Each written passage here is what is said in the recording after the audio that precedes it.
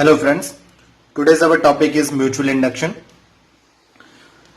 In self-induction we take only one coil, but in mutual induction we take a combination of coil. It will be a two coil or more. As you see, in diagram we take two coils here. One coil is connected with the battery, switch S and the rheostat. When the switch is closed, the current I start flowing from the first coil 1.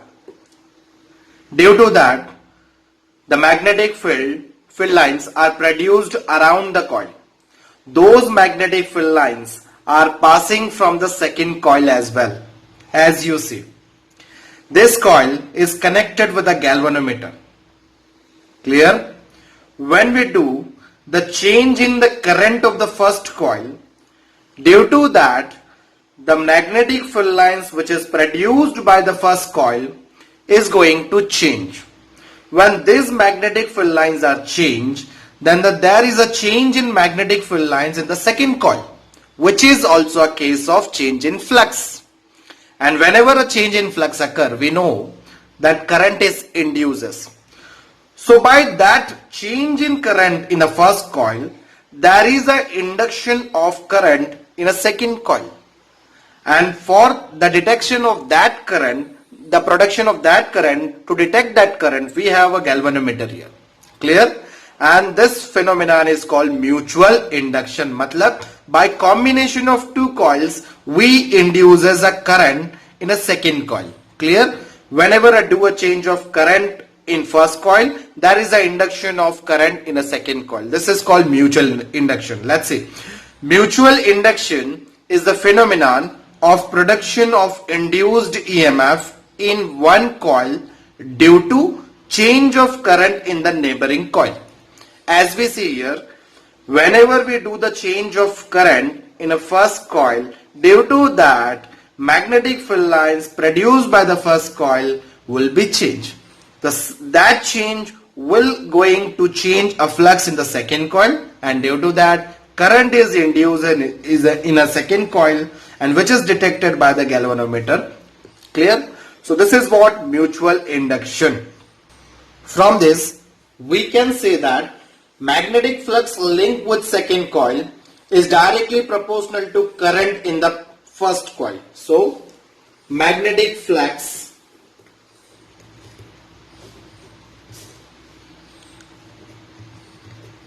linked with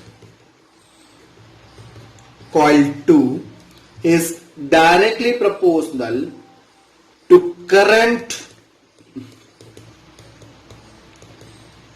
in the coil 1. So by that we can write flux phi 2 is directly proportional to current of first coil I1. Remember, this is a case of mutual induction. So second coil flux is directly proportional to current of first coil. Clear? Now, to remove proportionality, we take a constant term. So it is flux phi 2 is equal to M21 I1. What is M21? It is a mutual inductance proportionality constant. We can say that it is a mutual induction of coil 2 with respect to 1, where M21 is equal to mutual inductance of coil 2 with respect to coil 1. Clear? So when flux changes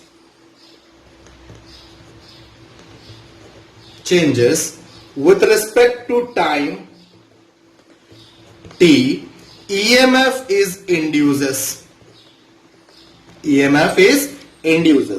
For that, we differentiate this equation with respect to time t. So we write as differentiating above equation with respect to time t, we get d phi 2 by dt is equal to M21 is a constant di1 by dt.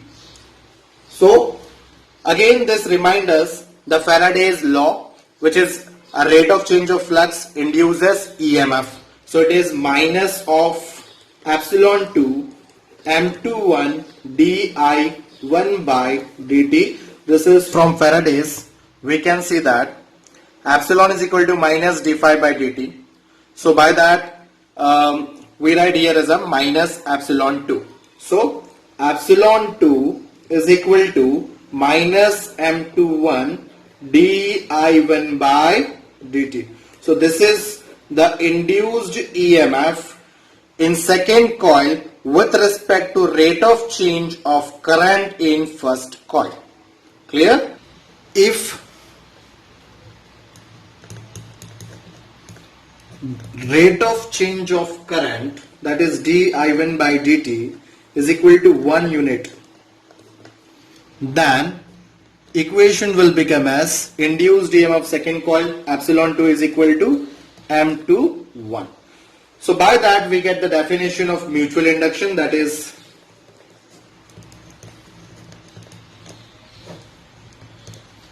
the EMF induces in one of the two coil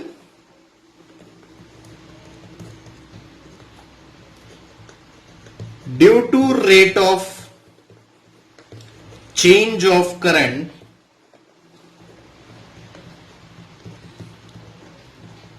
in the other coil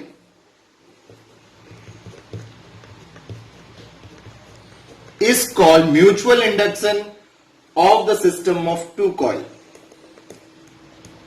is called mutual induction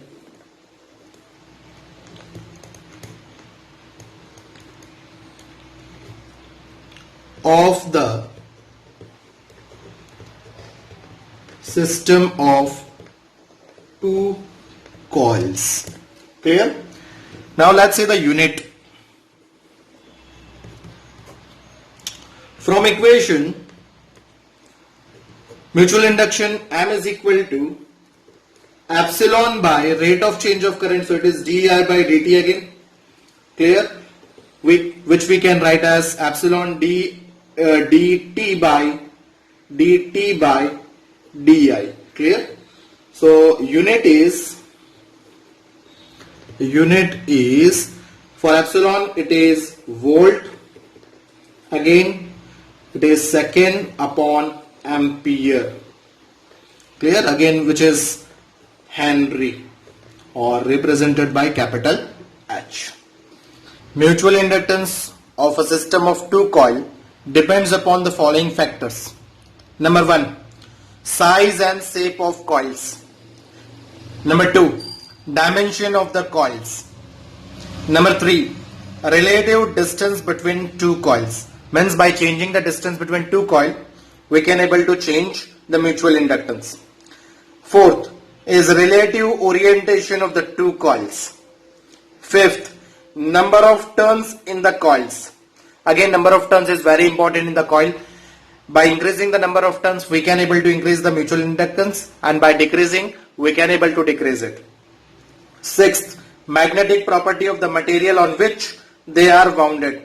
This is the permeability of the material, right, or medium on which the wire is wounded. Clear? So these are the 6 factors on which mutual inductance of the two coils depend. Thank you.